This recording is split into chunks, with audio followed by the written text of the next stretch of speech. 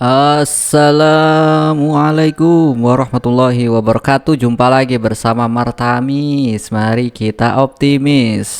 Sudah sekian lama kembali lagi kita upload video. Dan terima kasih untuk para subscriber yang sudah menyentuh angka 600-an. Semoga bisa cepat 1000 dan terus meningkat ya.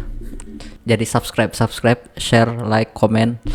Baiklah, langsung saja tidak usah berlama-lama. Kita akan menonton video yang pertama bersama-sama. Viral di medsos, Kades Hoho disebut masih keturunan Nabi Muhammad.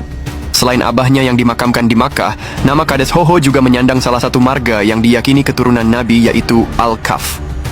Bagaimana menurut kalian, guys? Tidak berpendapat saja, karena ya udahlah, maksudnya gimana ya, memilih untuk tidak berpendapat ya. Kades Hoho bagus lah secara kinerja ya dan lain-lain ya. Ya udah gitu aja. Kurasa.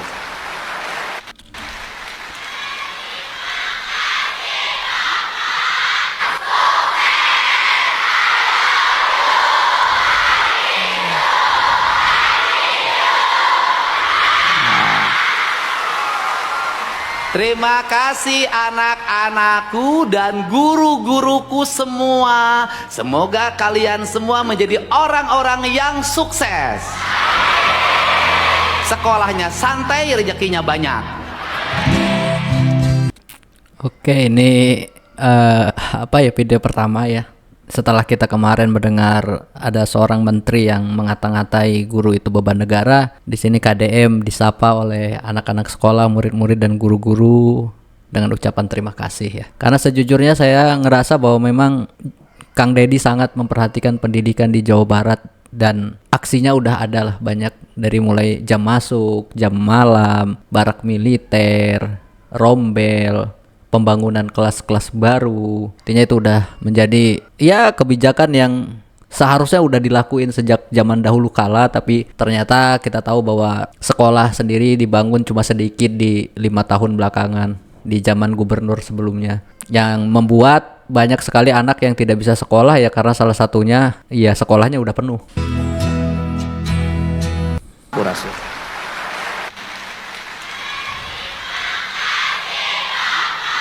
Tapi adem juga ya ngedenger anak kecil yang ngucapin terima kasih gitu. Ya terserah mau itu ada komando atau memang bagaimana, tapi ya enak dengernya gitu. Saya tidak ragu kalau di Unpad kemarin mengumumkan, 10 fakultas kedokteran, 10 orang sini, saya biayain oleh Provinsi Jawa Barat, sini. Kedokteran, asal orang tuanya tidak mampu, tapi anaknya punya kemampuan dan keinginan. Saya ingin, ITB, berapa orang yang nanti teknik sipil, geologi, kemudian arsitektur, saya bilang sini. Saya ingin minimal dalam setiap tahun itu ada 10.000 anak Jawa Barat dari keluarga biasa-biasa tumbuh jadi kelas menengah baru sebenarnya.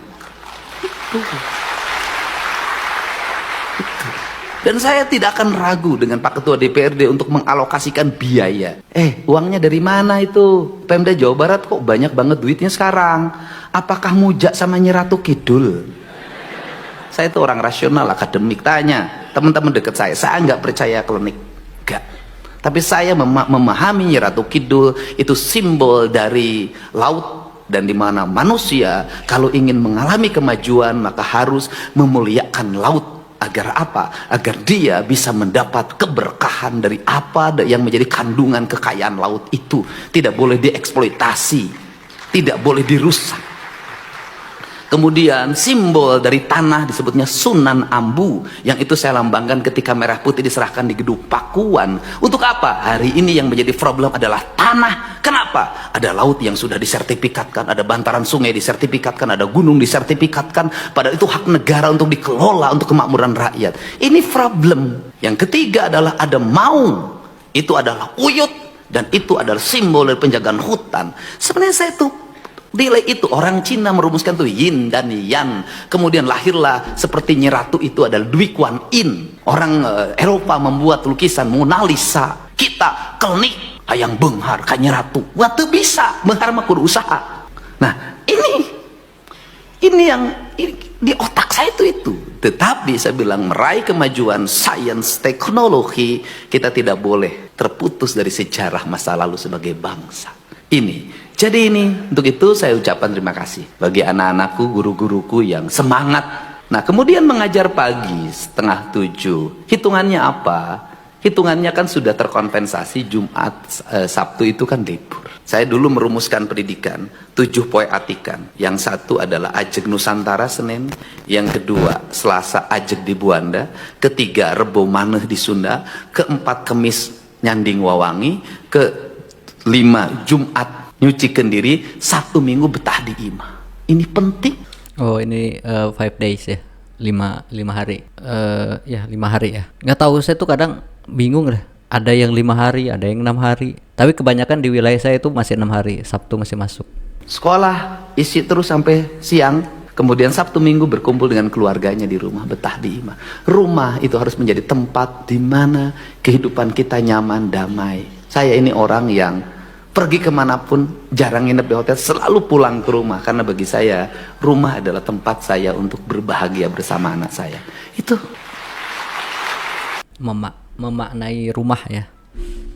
maka rumah yang nyaman lahir dari rumah yang bersih. Nah, ini yang harus kita bangun bersama. Jadi yang kita lakukan, saya terserah orang mau mengatakan apa terhadap diri saya ingin punya anak-anak Jawa Barat itu hebat. Kenapa? Industrinya terhampar di mana-mana, tapi rakyatnya belum terserap dengan baik. Tanahnya subur, berantakan pengelolaannya. Saya ingin terus menata sungai, menata hutan, menata perkebunan, menata areal industri. Saya ingin terus, saya pas tangan, saya kepalkan terus. Saya ingin membangun kemajuan dan ingin saya melihat anak-anak Jawa Barat itu hebat, nanti menguasai di berbagai bidang lini, dan negara hadir untuk membuat pembiayaan riset, pembiayaan pendidikan, kelas. Saya sudah ingin membuat kelas itu beradab. 1 kelas, 1 toilet, 1 kelas, 1 toilet. Itu saya ingin beradab. Guru-gurunya dibangun, dan saya juga mungkin kalau guru SMA mah enggak ya, mungkin ya. Saya tidak ragu kalau di Unpad. Udah kepotong lagi tuh. Padahal lagi bahas guru ya. Ya, videonya kepotong pas ngomongin guru ya. Nggak tahu, nanti kita coba ada nggak lanjutannya nih. Yang kita rindukan adalah Rasulullah SAW. Dalam momen penuh haru ini, Kang Dedi tak kuasa menahan air matanya saat menyebut nama Nabi Muhammad SAW, menggambarkan betapa besar rasa cinta dan kerinduan yang ia miliki. Oh iya, ini sangat singkat ya. Ya, bingung saya kalau nanggapinnya begini. Ya mudah-mudahan ya kita ya yang muslim ya mendapatkan syafaat, hidayah, rahmat, dan jalan yang gerinjulan dikit lah gitu.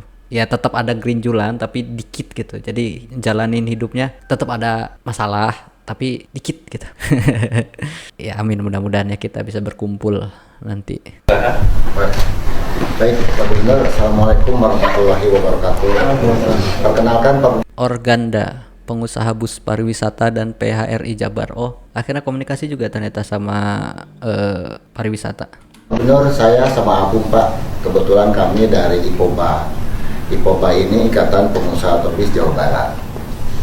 Nah, saya mewakili dari rekan-rekan untuk berbicara ke Pak Gubernur, menyampaikan apa yang saya rasakan, Pak Gubernur. Mohon maaf. Memang betul, saya suka lihat juga, saya juga sebetulnya penggemar Pak Dedi kalau yang di TikTok itu. Saya juga sangat Oke, dilanjut ke kreasi lah ke Pak Dedi mengenai apa yang dilakukan Pak Dedi. Tapi buat saya tuh ada yang luka, Pak Dedi, mohon maaf. Lukanya di pariwisata. Kenapa luka? Sekarang kan gini, mohon maaf Pak. Maaf nih Pak ya. Saya nanya kenapa luka? Ya luka kan sepi, orderan sepi Pak. Terus sepi orderan bis pariwisata. Betul. Nah sedangkan yang wisata itu harusnya siapa? Ya orang pariwisata ya ada sekolah, ada sekolah. Bukan, saya juga paham, cuman nanti saya bilang yang dari sekolah ini juga apa ya namanya juga konsumen lah ibarat Pak, karena kalau bis beda dengan travel. Konsumen objek.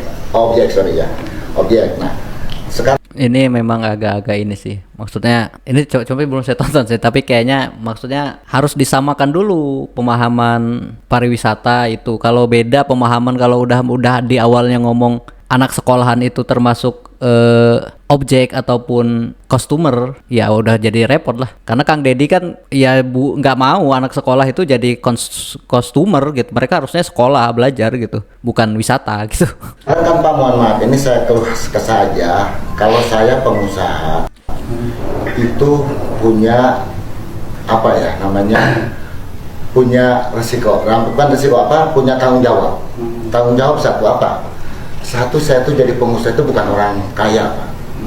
Saya usaha berdiri dari awal, saya dari calon terminal. Yang alhamdulillah sekarang bisa jadi pengusaha, Pak Gubernur. Cuman ya dari situ saya tuh kan pasti punya utang, Pak. Ya kan? Nah dari situ alhamdulillah. Nah setelah berjalannya waktu dengan adanya larang Bapak ini, ya mohon maaf Pak, bus-bus saya itu listriknya udah nggak kebayar karena ada pengurangan. Berarti kan Bapak ngutang bus dengan mengandalkan anak sekolah sebagai objek. Oh bukan, di antaranya. Saya bilang kan di antaranya. Tadi kan saya bilang di antaranya. Dari omset yang saya biasa dapat Pak, penurunan itu sekitar 40%. Betul tadi kata Pak Ernest bilang, di bulan Juni, Juli itu harusnya itu dapat duit Pak kita, karena anak sekolah liburan. Nah, kalau saya pengusaha, wah kata Bapak, pusing-pusing amat tuh Pak, tinggal cari konsumen lain yang ngasih. Ya nggak mudah untuk cari konsumen lain karena apa? Karena sudah terjebak di zona nyaman. Zona nyamannya adalah anak sekolahan. Jadi ya susah, ibarat kita kayak udah punya konsumen tetap terus tiba-tiba konsumennya itu pindah, kan kita harus ulang lagi nyari yang lain gitu. Konsumen harus ngerayu lagi, harus speak lagi, harus ngasih promo lagi, diskon lagi dan lain-lain gitu. Dan itu kan orang kayak aduh masa ulang lagi gitu, kan ini udah ada loh gitu. Jadi gitu sih kayaknya pemikirannya. Bisa itu Pak ya. Terus juga kalau bus mungkin bisa saya jual, oke saya jual, tapi kan saya punya pegawai Pak. Pokok Pak Ya, baik ya. Yang pertama adalah gubernur itu memimpin 54 juta rakyat. Karena memimpin 54 juta rakyat, maka gubernur harus mengetahui apa yang menjadi skala prioritas dari 54 juta itu. Kalau bicara persoalan bahwa hari ini terjadi penurunan kualitas ekonomi yang dialami oleh pengusaha hotel, kemudian pengusaha bis, sopir, jasa pariwisata, saya juga boleh ngomong, selama ini juga selama bertahun-tahun ada ratusan ribu orang tua yang mengalami penderitaan, lebih dari jumlah karyawan baru. Kenapa? Saya ini hidup itu puluhan tahun, hidup dari rumah ke rumah, bertemu dengan orang, terima keluh kesah orang tua pinjem bank, kemudian ngambil uang lebih dulu dari saya, kemudian dia bakti kerja nyangkul, tidak dibayar, itu jumlahnya ratusan ribu.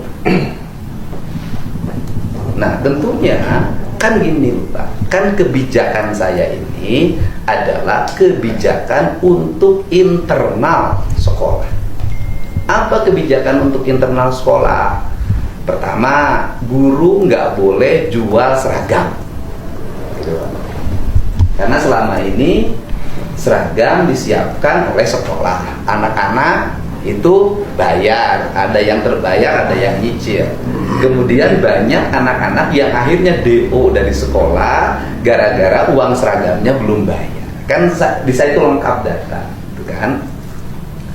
Yang kedua, Bapak harus tahu ya, kasus Depok itu ada anak yatim yang meninggal.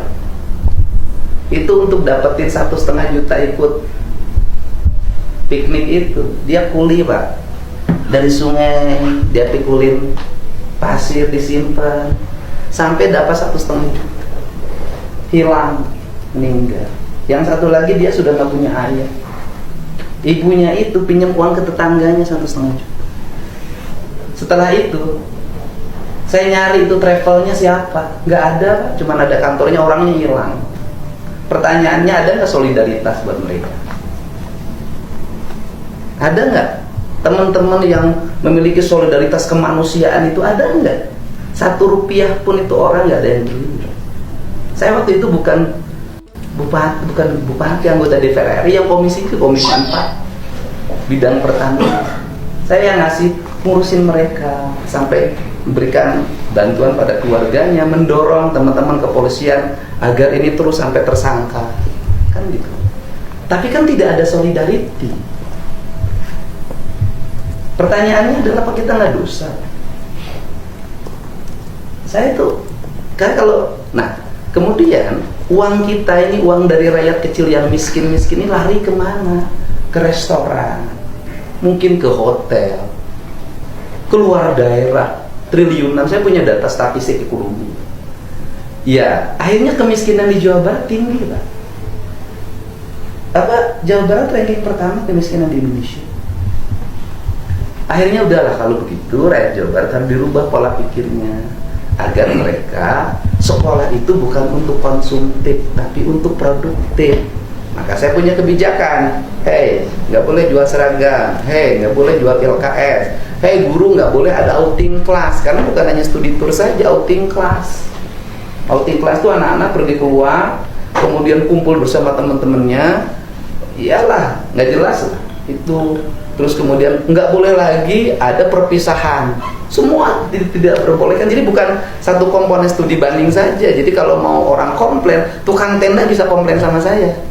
Kenapa? Karena event organizer perpisahan itu yang biasa di IO kan sampai 200 juta, penyelenggaraannya hari ini kehilangan order kalau ngitung itu. Tapi ya saya dari dulu sejak bupati saya selalu bersikap ini untuk kebaikan anak-anak, kebaikan masa depan, agar angka kemiskinan di Jawa Barat itu selesai dan kemudian nurun. Dan itu di data statistik sekarang itu kelihatan bahwa angka kemiskinan turun sampai 7%. Oke ya, itu sampai situ ada penjelasan Kang Deddy ya, sangat runut, sebab akibatnya jelas, kondisi-kondisi yang terjadi ada kan kita kan tahu bahwa bagaimana sih kok bisa ada kemiskinan gitu misalnya. Ya karena salah satunya adalah yaitu uang yang dia punya seharusnya buat makan, seharusnya buat apa yang produktif tapi dipakainya untuk konsumtif. Nah, sedangkan konsumtif itu untuk orang yang pas-pasan itu agak susah karena ya untuk memenuhi kebutuhan hidup itu udah susah gitu. Tiba-tiba ditambah konsumtif. Dan Kang Deddy mendorong supaya ya jangan dulu lah. Ya suatu hari kan kalau misalnya memang tadi ya dari kelas bawah bisa menengah atas di kemudian hari kan untuk konsumtif kan mungkin udah bisa, karena ya saya sih sebenarnya setuju aja gitu, karena jalan-jalan itu ya jangan anak-anak sekolah gitu. Anak-anak sekolah ya belajar, nanti kelak mereka udah bisa menghasilkan uang, jalan-jalan bisa kan gitu. Atau ya mungkin ya orang tua secara pribadi ngajak mereka jalan-jalan ke sawah, kalau misalnya susah kan jalan-jalan ke kebun, jalan-jalan ke kolam renang, ke sungai.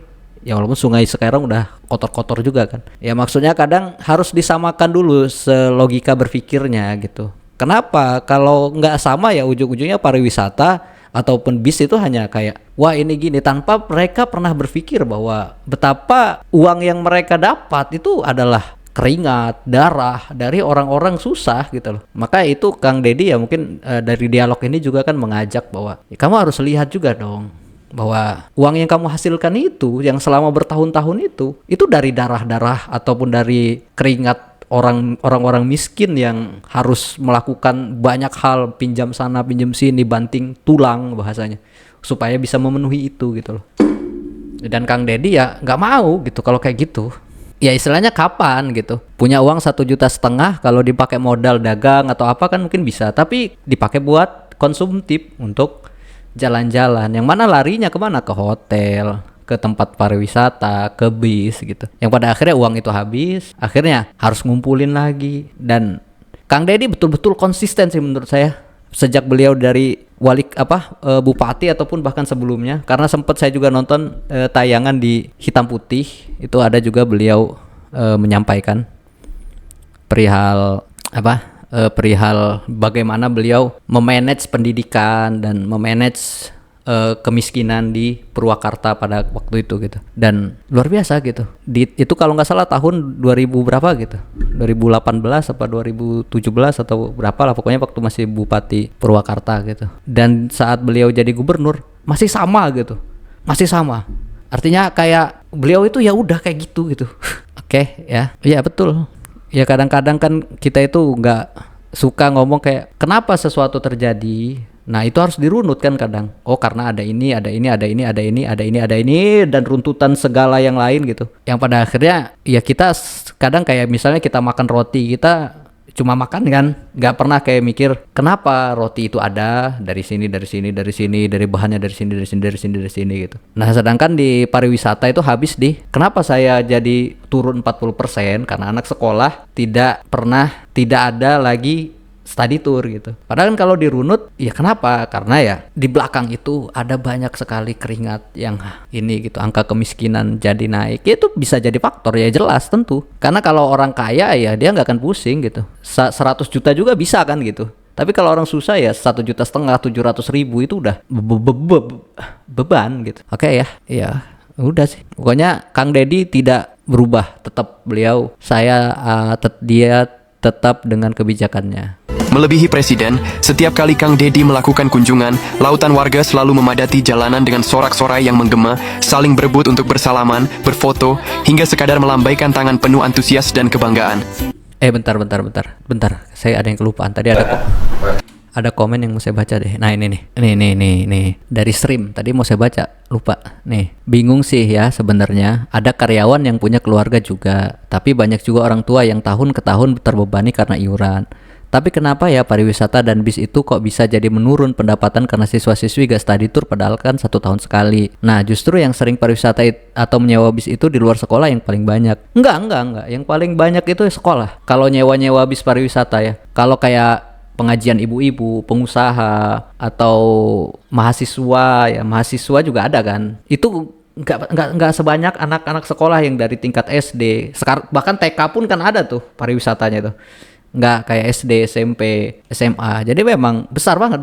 Ibu-ibu pengajian ya paling setahun sekali aja nggak tentu gitu. Ada memang kadang udah berapa tahun kita jalan-jalan yuk pengen ini, akhirnya aku kumpul duit pas lagi musim di kebunnya atau di mana gitu. Memang paling banyak ya anak sekolah, karena anak sekolah itu mesti gitu loh. Ada agendanya gitu di banyak beragam sekolah gitu.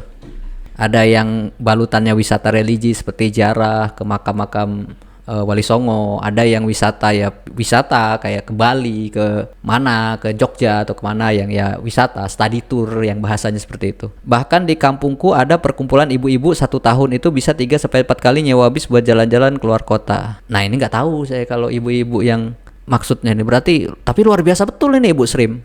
Kalau 3-4 kali nyewa bis buat jalan-jalan keluar kota 1 tahun, berarti 3 bulan sekali gitu. Wah itu mah udah nggak tahu sih saya. Kalau setahu saya ya, di wilayah saya ya paling iya nggak sih. Kadang-kadang saya juga terakhir kalau nggak salah tahun kemarin tuh ada ibu-ibu pengajian tuh setelah 6 tahun atau 7 tahun gitu baru jalan-jalan gitu ke luar pulau gitu, apa keluar kota gitu. Ya selainnya paling jalan-jalannya bahasanya gini, pengajian ibu-ibu di kota ini, misalnya di kabupaten ini dengan ustadz atau penceramah ini. Jadi itu kayak jalan-jalan tapi ya ikut pengajian, tapi nanti mereka mampir ke suatu tempat untuk shopping, untuk belanja gitu.